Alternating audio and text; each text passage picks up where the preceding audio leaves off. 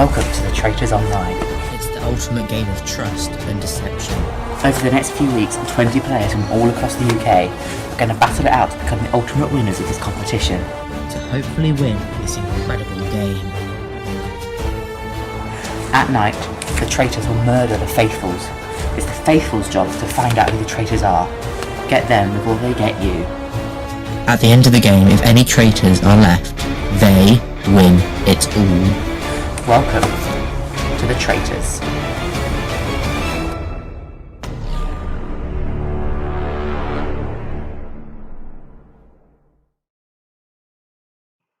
Well, hello there. We are live for the Traitors After Dark episode 8. I am former child star Kyle, and tonight I am super excited to be joined by a couple of very special guests. One of them was banished last night, one of them banished tonight. Please welcome two traitors, Debbie and EJ. Hi. Hello both, how are we?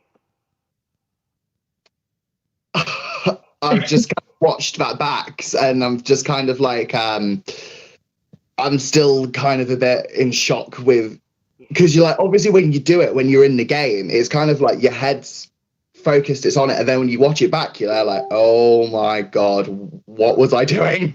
But yeah, I'm doing really well. How are you? Good. How are you, Debbie?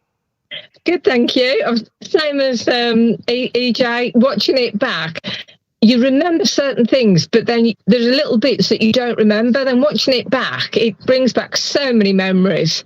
Yeah. Both of our banishments, I think, were really interesting. A lot of things came out in both of them. It was good viewing, put it like that, for people. Not for us, but for them. Still have that, like, you know, that sort of thing that you get when you go into a round table, that sort of like really anxious, sick feeling. I had that watching that back. Yeah. That's the thing. I think we both knew it was coming. I knew I was going to go that night. I think you knew you was going to go. If it's like in the chats, all of a sudden that day, people stopped talking to me. And it's like, something's going on. Yeah, I was kind of like, because there is something in, because I remember watching it back, there was something that Sarah said that I thought, actually, I didn't really have a chance to say it when I was banished, but like, because Sarah was just there, like, because I mentioned, because when all the heat was coming onto me on that day, thank you, Chloe, love you, mwah. But like, when all that heat was coming onto me, I thought, like, because obviously Sarah said, oh, usually you say that you don't like talk about stuff, and yeah. And then now you're just throwing accusations everywhere. That's very true. It's for me, it was that sort of case where it was like, I have always struggled with that sort of thing, and I knew that coming into this game would help me do that. And obviously, if it wasn't for those sort of things, I probably wouldn't have done it. And it's helped me a lot. So yeah. So that explains that section at least. But it was. I'm still kind of in shock with it all. I'm still in utter shock. Definitely. And it's interesting watching the traitors still in the game and watching their faces, because we know what to look for in them. And it's watching how they behave and what they say. And it's easy now for us to pick up on it, but obviously not for the others, because they didn't have that insight. Absolutely. It's like that case where you've, like, the amount of voice notes I sent into those group chats, I had to redo them about 100 different times because I thought I sounded guilty, or in some way I was like overthinking like mad. Yeah. So, obviously, EJ, you joined kind of later on into the game. How was that for you, kind of being a kind of external party coming in? And also, Debbie, how was that for you having fresh blood?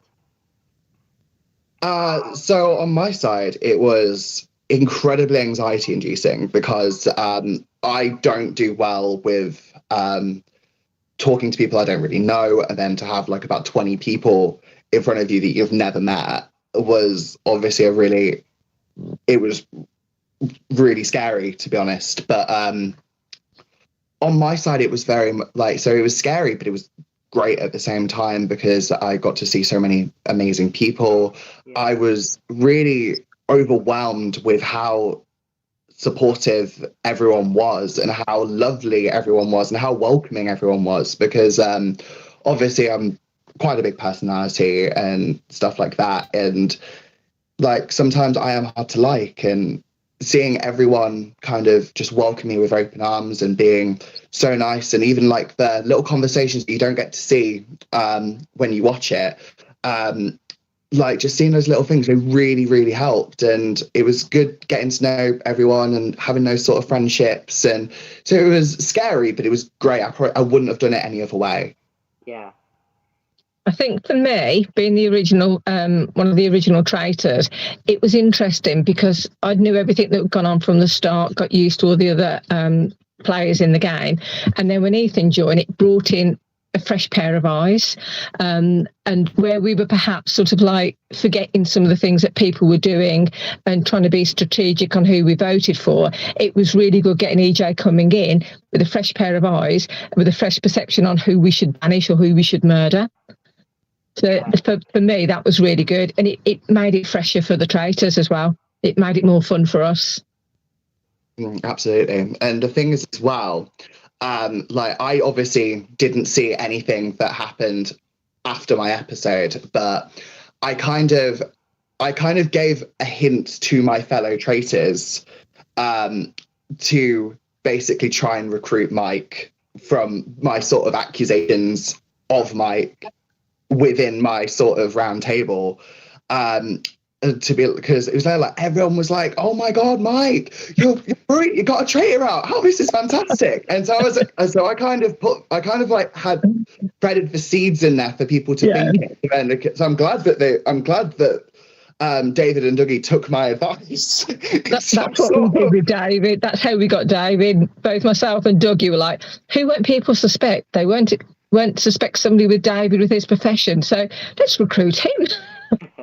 Yeah. So, Debbie, your banishment. Talking of David, he went full throttle. How was that? It was vicious. it was hard on the day, and at the time, I felt it was really brutal. It was very much. I knew everybody was coming for me, so it was expected, but it was still unpleasant. Just because you are the centre of attention and everybody is voicing their opinion of you, so it is hard. David, I think, best one in the world, and he's a lovely guy. I think he did probably go a little bit OTT and a little far, but he meant it in the nicest sense of the game, not as in the personal attack on me. However, it was extremely difficult. I won't lie, it was, and it was quite hard to watch back. Yeah. Okay, so obviously one of your main roles as a traitor is to get rid of the faithfuls, either through murdering or convincing people to banish. How is it for you, kind of, every time you lose a faithful, knowing that is your fault? Really good. I was gonna be like, "Oh, it's so hard." You're just there like, "No, it's brilliant." I mean, that's what we're there for. They're there to get us out. We're there to get them out. So both sides are doing a job. And it just means we've done our job better than they've done theirs.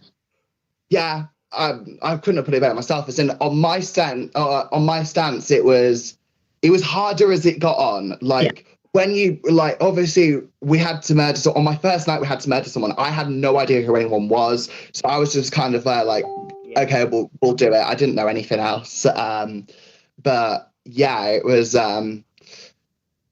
hard. Like, it was. You know what I mean? It was very, it was very hard, especially, I'm sure we'll probably come on to it, especially Sandra's one. That was really hard. And it was difficult. Yeah. I mean, there were some people I did not want to banish. I'd formed really strong relationships with them. And I didn't want to banish them, or I didn't want to murder them, but ultimately, you have to. But I was glad for one person in Pacific, I didn't have to banish, and I did everything I could not to sort of banish or not to murder her. So I was glad I wasn't there when she was murdered. Yeah. I'm loving all of the comments in the YouTube chat. If you have any questions for Debbie or EJ, pop them in there. I'll ask some in a little while. So, episode 6, we had the Night of Death, and Mark went quite suddenly. What did you guys make of that?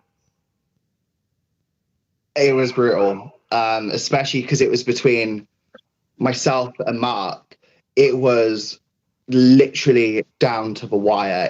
I had no idea what to expect. I don't deal well with the unknown. I always have to know what's going to happen. And obviously that was really hard for me personally, but it was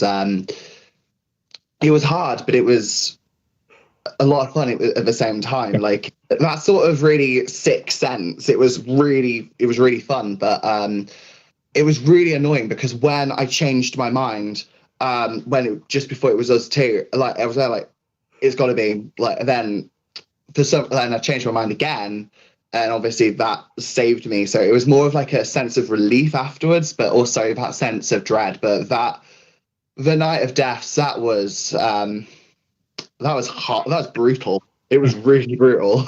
I think nobody knew what the twists were, not even us traitors. So for us, again, it was the same amount of shock as it was for the faithfuls. We didn't know what to expect. Yeah. So really good twist.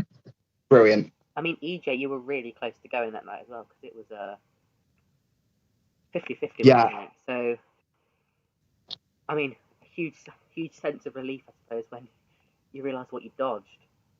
Yeah, it really was. It was, because I was not ready to go. I was not ready to go at that point. I had so much more to do. Obviously, I knew because obviously with the Sandra situation, it probably would have been the safer bet for me to go, but I wasn't done yet. I had so much more to do. And then obviously you then throw in that massive thing with us traitors, and just when I think I'm safe, you're just kind of like, yeah, no, we're gonna throw another curveball in there. Cheers, Kyle. Appreciate that, mate.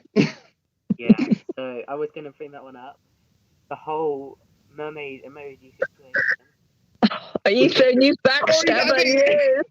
You backstab me. I was going to go for a Sherlock Holmes emoji, but then I thought, no, it doesn't reflect me. I'll do a mermaid. Unbeknownst to me, completely like innocent in my head, thinking Carl wouldn't twist anything or do anything naughty with it. Well, that's the thing. I think David, it was either David or Dougie, they actually put like magnifying glasses. Yeah, that's what I was going to select. Yeah, but like, so obviously I was in that situation. Obviously, all of you guys thought I was the weakest link, which to be fair, I saw it come in. There's a new guy in. Obviously, I knew there was going to be a lot of heat on me as well. But obviously, I had that opportunity to backstab, and obviously, because myself and David formed that alliance, it was that case of like, oh, okay, we had this sort of thing where we knew there was heat on you, and it was like, it made sense to be me. Yeah, so it was like, well, obviously, mermaid, everyone knows it's going to be you. Like it was a very, like for me, it was a very simple thing because I didn't want to go at that point, but I knew that I knew that you'd be all right with it, and and obviously that's probably one of the best. Like honestly, Debbie, you've been one of the highlights of the game for me because it was like, no matter what twists were coming our way, you like. Even if we had to like backstab each other and stuff like that, we both knew there was like no ill will. We still love each other at the end of it, and it was really nice to have that. Honestly, I mean, brilliant. Talk of the alliance. David seemed like really paranoid that Debbie and Dougie like teamed up behind your back. Yep, They never did. No. Kind of. We were innocent on that one. Watching that back, EJ, do you kind of feel like a little bit guilty that we chucked her under the bus for no real reason? Well, guilty. I wouldn't say I felt guilty at all. It was a case of I know that we had to do what we had to do. Obviously, obviously, I'm very paranoid. I'm a very paranoid person anyway. So I was kind of thinking that before David kind of suggested the alliance, and I was like, oh my god, like it's not just me that could potentially think this. But yeah, so it was a case of I didn't feel guilty because we had to do what we had to do, but I knew that it was a case of like, I wish it would have been anyone other than Debbie sort of thing that we had to do it with. Yeah. So, Debbie, we've got a question for you from Catherine. Yeah. Why did you want to join the game? Absolutely love the TV programme. And I, as you all know, I'm a murder mystery actor, and I like things like this. I like where you can really get involved. I like all the twists and turns, and I just thought it would be something away from the normal humdrum day-to-day work-life balance. I just wanted to be a part of it, and I didn't mind initially whether I'd have been a traitor or a faithful. However, I would have preferred to have been a traitor just because it's more fun. Yeah. And ultimately, I just wanted to have a laugh and meet new people and get involved. Yeah.